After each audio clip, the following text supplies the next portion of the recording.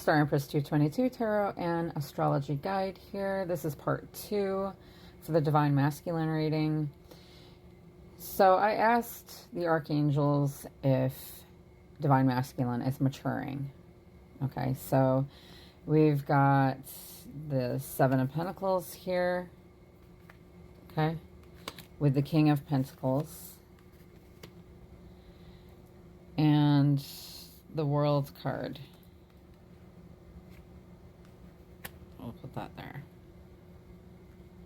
Okay, sorry my cards are kind of dingy because, yeah, they're old.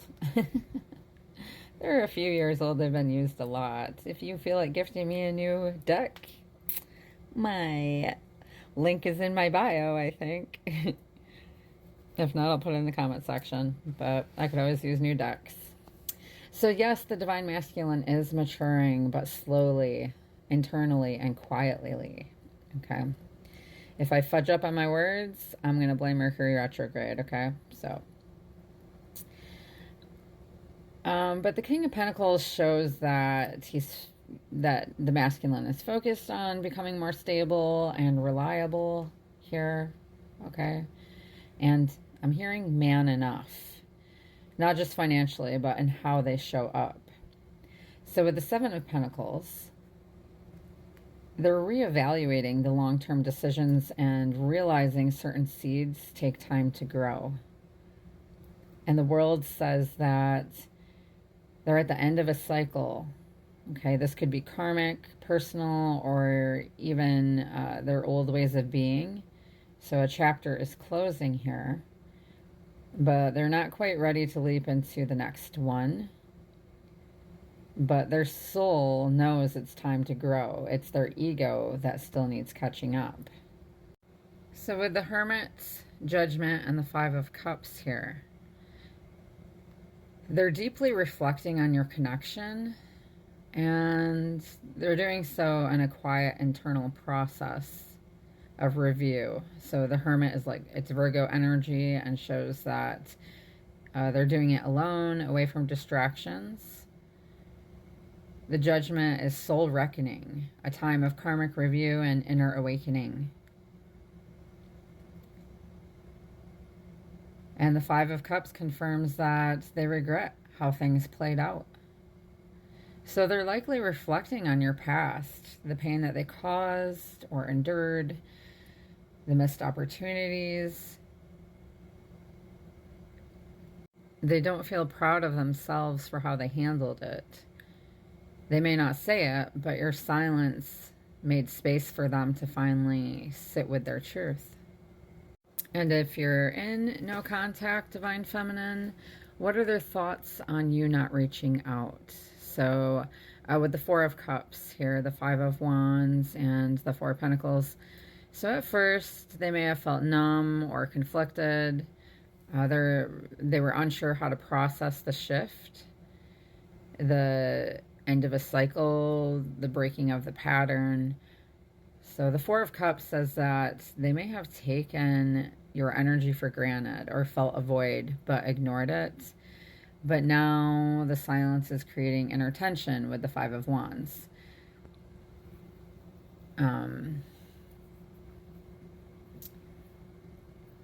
A battle of pride, fear, and desire. So the Four of Pentacles shows that they're holding back, but because they don't, it's not because they don't care, it's self-protection, ego, or fear of what vulnerability would mean. So they're aware of your absence, but they don't know how to respond without risking exposure or rejection. And I think a lot of it has to do with their pride, their ego. You know, they have to learn humility, being able to step out of their ego and, you know, to say that I was wrong.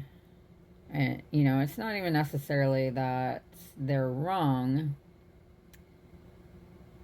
but they may have a very hard time ever admitting when they're not right.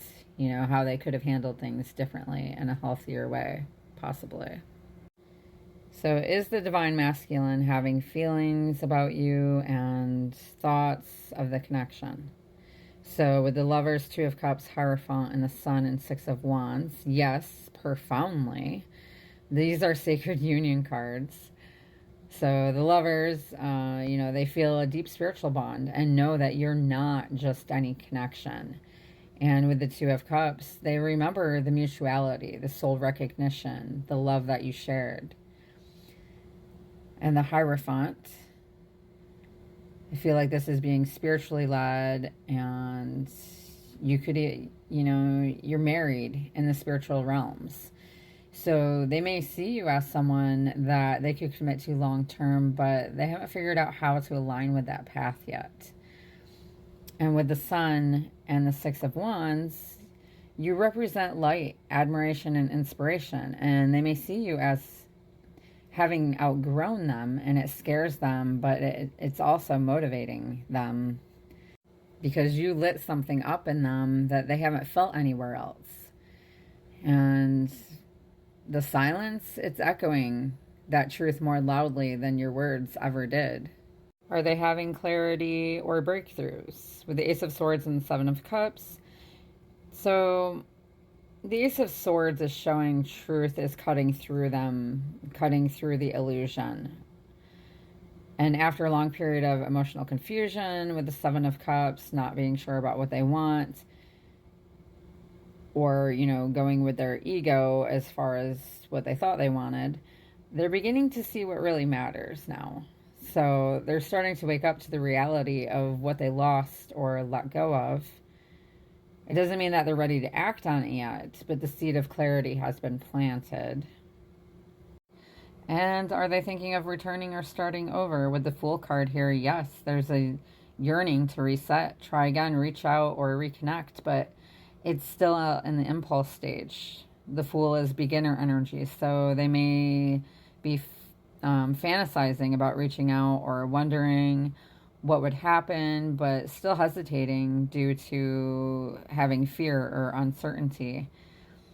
They want to take the leap, but they're still standing at the edge looking down. So if you're silent at this time, Divine Feminine, your silence is louder than any message, and it's disrupting their comfort, forcing reflection. They may not say it, but they notice.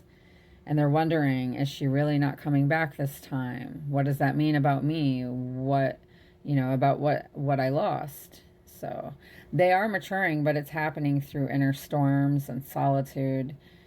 And their heart knows this bond is special. Their soul is awakening, but their ego is still cautious, afraid to fully open up or admit how they feel. But you've done the brave thing by letting go without bitterness. And this is exactly what the soul contract required for this growth. Your detachment is a mirror forcing them to see themselves, and that's powerful. So stay centered in your serenity, I can never say that word, sovereignty, okay?